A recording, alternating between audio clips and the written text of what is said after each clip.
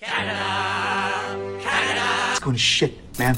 For years, Canada positioned itself as America's sophisticated sibling, wealthier yet safer, more equitable, more predictable. But entering 2026, that carefully crafted image is crumbling. Standards of living are in freefall, young talent is abandoning ship, and the economy faces structural collapse that dwarfs historical downturns. We're diving into the mechanics of Canada's decline, examining how its real estate obsession morphed into a genuine threat to sovereignty, and exploring whether America is positioning itself to absorb what remains.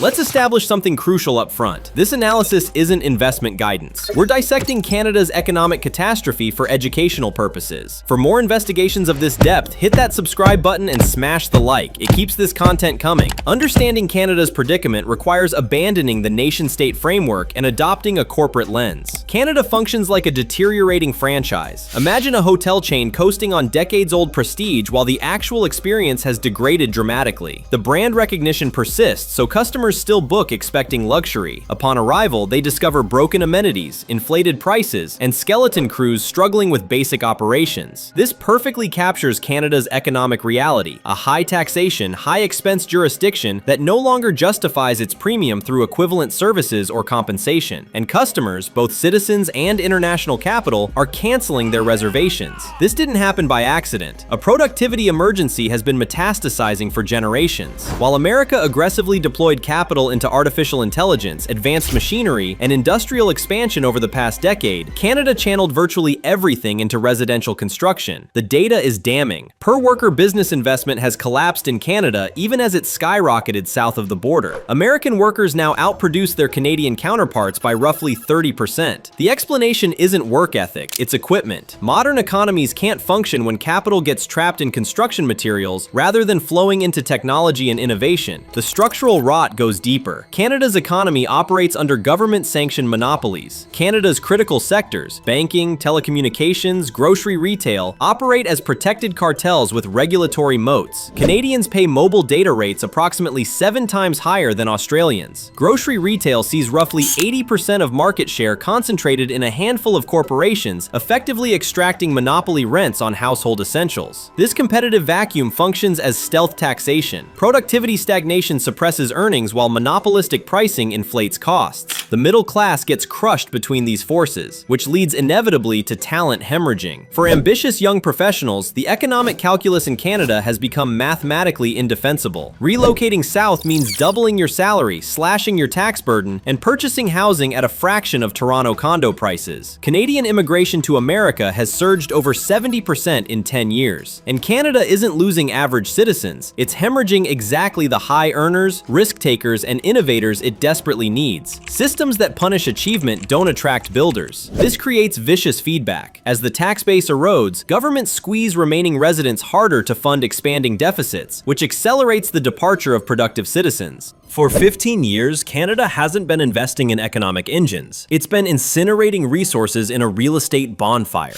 In America, real estate represents roughly 20% of total capital investment. In Canada, that figure approaches 40%. Initially, this appeared brilliant. Homeowners watched paper wealth explode. Politicians celebrated. Now reality is extracting payment, and the mathematics are catastrophic. Purchasing an average Canadian home today requires household income around $170,000. In Vancouver, that jumps to an incomprehensible $360,000. Meanwhile, median household income sits near $70,000. The Canadian homeownership dream hasn't merely become difficult, it's achieved escape velocity. And what does that money buy? In Austin, Texas, $2 million purchases a mansion. In Vancouver, it buys a deteriorating shack that appears condemned. Making this worse, unlike America's 30-year fixed mortgages that provide stability, Canada operates on 5-year terms and variable rates. When central banks raised rates to combat inflation, millions of Canadians watched their mortgage payments double or triple within years. But if locals can't afford purchases and the economy stagnates, what sustains these prices? This reveals the sinister underbelly: money laundering at industrial scale. Despite its polite reputation, Canada has become globally notorious as one of Earth's easiest money laundering jurisdictions. A government investigation in British Columbia exposed billions in illicit funds flowing through Canadian real estate annually. Anonymous shell corporations have have been acquiring properties in Toronto and Vancouver like monopoly pieces. You're not competing with neighbors for housing, you're competing against global capital flight and organized crime proceeds. Yet dirty money is only half the equation. The other half is brutal supply-demand economics. While governments strangled new construction with regulations, they simultaneously detonated demand. Since 2016, Canada admitted nearly 3 million immigrants, a population increase equivalent to a small nation, funneled primarily into 3 major metros simultaneously. Combining supply constraints with demand shocks of this magnitude doesn't generate growth, it manufactures crisis. Let's be clear, immigration, executed properly, is transformative. It delivers talent, capital, and younger workers offsetting aging demographics. But Canada's current approach is fundamentally different, what economists term the population trap. Canada constructed an economic model dependent on endless population growth to artificially inflate GDP. Government can't halt inflows because the economy would contract, but it can't sustain inflows because infrastructure is collapsing under strain. The real damage appears in productivity metrics. Flooding an economy with people without increasing business investment creates capital dilution. You're distributing the same stock of factories, machinery, and software across expanding workforces. Result? Universal impoverishment. Per capita output stagnates, wages get suppressed, living standards drift steadily downward. The promise of attracting highly skilled workers hasn't materialized. Reality shows much of the inflow entered sectors with already abundant labor supply. Corporations quickly realized they could circumvent domestic labor markets entirely by exploiting temporary foreign worker programs and student visa loopholes. This spawned an entire underground industry, LMIA fraud, where consultants and business owners sell job offers to desperate foreigners in exchange for their permanent residency pathway. Businesses post phantom listings on obscure websites proving they can't find Canadians, then quietly hire the foreign worker who paid the kickback. Businesses get cheap labor, consultants pocket fat fees, and Canadian teenagers seeking summer employment get told no positions exist. The United Nations has flagged Canada's temporary foreign worker system as breeding grounds for contemporary forms of slavery. We're witnessing international students living in vehicles or crammed 10 per basement. Why? Because their colleges are often diploma mills operating in strip malls. These institutions aren't designed for education, they're visa printing presses. Students arrive, discover the education is fraudulent, and get forced into gig economies just surviving, suppressing wages at the bottom while inflating rents in poorest neighborhoods. Result? Immigrants get exploited, local youth get priced out, and the only winners are intermediaries, landlords, and corporations. Stepping back, this becomes genuinely alarming. Historically, one of the most reliable predictors of civil unrest is surplus young men without economic prospects. Canada today has a statistically significant surplus of roughly 250,000 men aged 20 to 29 compared to women. That's a generation unable to find stable employment, unable to afford housing, unable to start families, and seeing no path to matching their parents' living standards. That's not a recession formula, it's a revolution recipe. As social fabric deteriorates, political leadership has focused on managing optics rather than addressing the underlying crisis. By late 2024, Justin Trudeau's brand had become radioactive. Enter Mark Carney, marketed as the competent technocrat who'd restore Ottawa's credibility and impose fiscal discipline. But despite pledges of restraint, the Carney administration is now projected to run deficits ranging from $70 to $90 billion.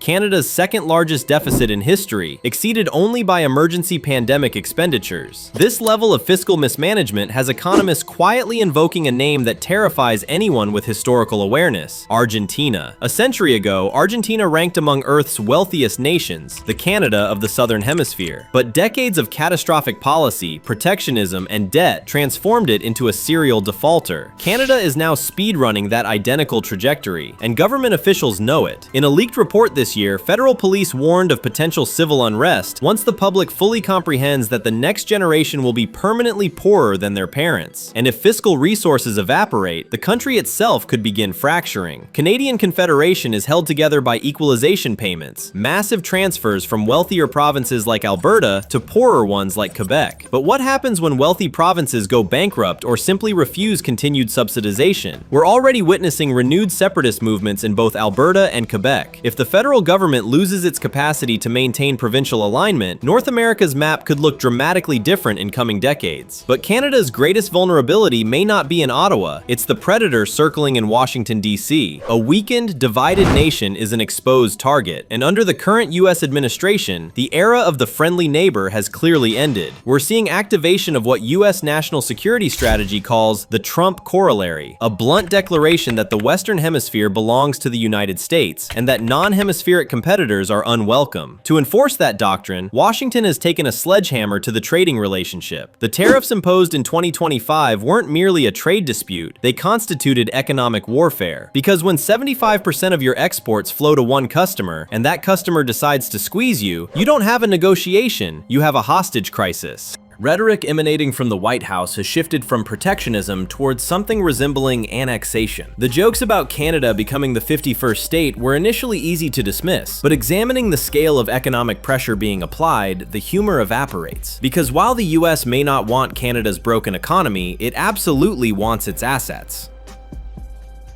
Canada sits atop some of Earth's largest reserves of critical minerals: lithium, cobalt, graphite, and rare earths, the petroleum of the 21st century. The US is desperate to secure these supply chains to reduce Chinese dependence, and when Washington looks north and sees a nation with resources but lacking political will to extract them, Canada starts resembling less an ally and more a liability, which crystallizes the ultimatum. Either Canada gets its house in order, secures its borders, and integrates its resources into the US industrial base, or the US will effectively do it for them.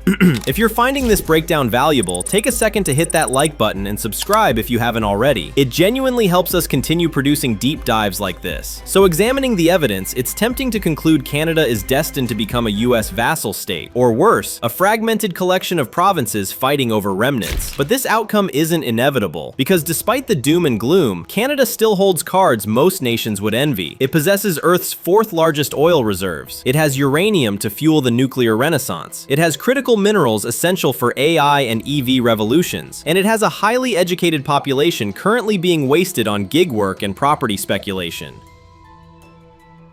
The path out of this catastrophe isn't mysterious. It just requires political will to do three things Ottawa has avoided for over a decade. First, unlock the energy. Canada is sitting on trillions of cubic feet of natural gas that Europe and Asia are desperate to purchase. But thanks to regulatory paralysis and refusal to build coastal pipelines, that gas is effectively stranded. If Canada fast-tracked liquid natural gas export terminals, it could transform its energy sector into a cash-generating machine. The world needs energy security, and Canada is among the very few stable democracies capable of supplying it at scale.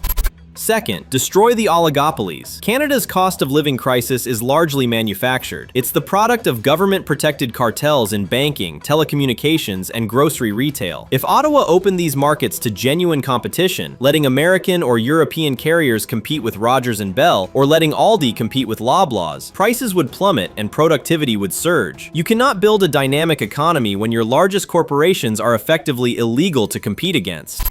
Third, the grand bargain. This is the most painful option, but it may be the only path to survive the Trump administration. Canada needs to leverage its critical minerals. The US is deeply concerned about Chinese control over lithium and cobalt supply chains, and Canada possesses exactly those resources. The play here is strategic integration. Canada guarantees the US secure preferential access to these minerals and removes Chinese state-owned miners. In return, Washington lifts tariffs and commits capital to construct processing facilities in Canada, not Texas.